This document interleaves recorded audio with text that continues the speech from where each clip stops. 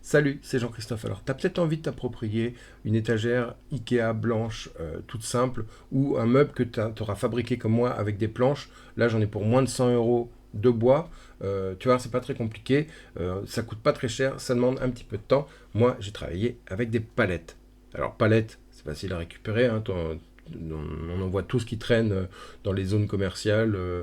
Si elles sont sur le trottoir, c'est considéré comme un déchet, donc tu as le droit de les récupérer. La difficulté d'une palette, c'est quoi? Il y en a deux. C'est le démontage. Tu vas voir que c'est compliqué avec un pied de biche. Si tu l'as déjà fait, tu risques de les casser. C'est long, c'est compliqué. Mais regarde, moi j'ai une solution si tu as besoin de petits bouts.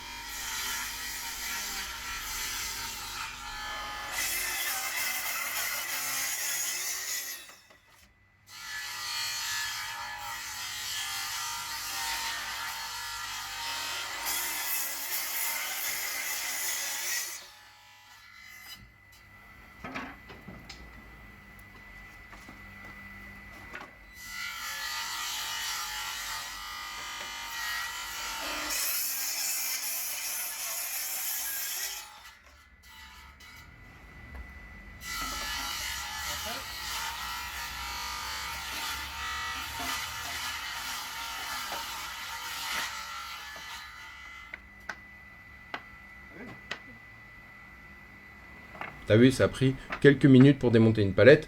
Bien sûr, c'est des petites planches, mais nous, comme on va les plaquer, c'est pas un souci du tout. Ce qui est plus compliqué, c'est d'avoir des palettes avec la bonne humidité. On considère qu'il faut que l'humidité, le taux d'humidité soit en dessous de 12%. Alors, comment tu sais?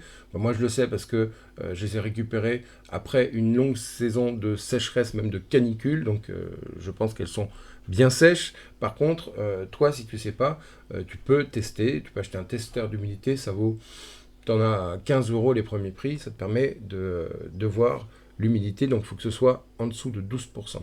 La difficulté, c'est aussi qu'on a des bois qui sont différents. Un résineux, ça ne va pas sécher de la même façon qu'un feuillu, et du coup, ça ne va pas prendre pareil l'humidité dans ta pièce. Donc ça risque quand même de se dilater un petit peu. Mais c'est ce qui fait aussi le charme de ton meuble. Donc pour fabriquer mon meuble, la petite astuce, c'est que j'ai utilisé un niveau laser sur un axe, tu sais, et donc j'ai envoyé mon rayon rouge, et ce rayon, il m'a permis en quelques instants, de fixer la hauteur de mes étagères, et donc j'ai eu plus qu'à clouter des tasseaux que j'ai collés avant, et j'ai mis 3 petites agrafes par tasseau, et du coup en quelques heures j'ai pu construire mon étagère. Alors, j'ai pas testé, mais je sais que Ryobi il fait un accessoire que tu mets sur ton smartphone, ça vaut 50 euros, ça te permet de transformer en niveau laser.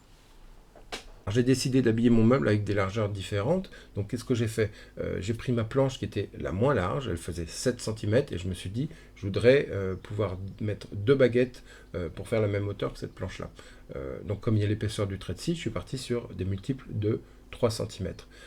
Donc je me suis mis une règle, j'ai coupé une bonne, je sais pas, cinquantaine de tasseaux de 3 cm, et les autres, je les ai coupés en 6 cm. Et après, facile, je les ai collés, et puis 2 petites agrafes. J'ai assumé les agrafes parce que c'est un côté assez brut, hein, les palettes, il y a des clous. Donc je pense que c'est pas trop gênant, mais ça va assez vite à faire quand tu agrafes, bien sûr. Et l'avantage de l'agrafe, c'est que ça fend pas le bois. Après, tu choisis, de temps en temps, tu en mets une plus large, une plus foncée, pour faire quelque chose d'assez vivant. Et bien sûr, tu vas cacher l'épaisseur, la tranche de ton meuble avec une planche. Cette planche, tu vas aussi t'en servir pour cacher un rideau. Si les côtés de mon meuble sont plus profonds que les étagères, pourquoi? Pour venir intégrer mon rideau. Donc mon rideau, il est pris entre ce cadre de palette. Du coup, il vient s'intégrer parfaitement. On voit plus la tringle, on voit plus les anneaux, on voit plus les côtés qui baillent, et c'est ce qui va faire le côté bien fini et luxueux de ton meuble. C'est ce qui va lui donner une épaisseur, une consistance, et ça, bien sûr, je vais agrémenter d'un ruban de LED parce que l'éclairage, c'est essentiel.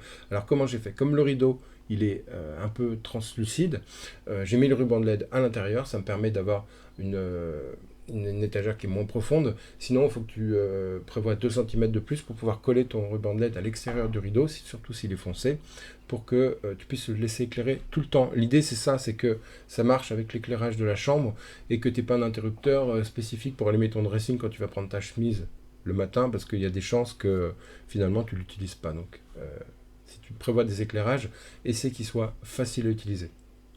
Et pour finir, j'ai mis une petite corniche. Tu vois, j'ai prolongé la corniche qu'on a déjà au-dessus de la porte pour apporter un côté un petit peu sophistiqué à cette palette qui est vraiment brute de chez Brut. Voilà, n'hésite pas à laisser tes commentaires sous cette vidéo.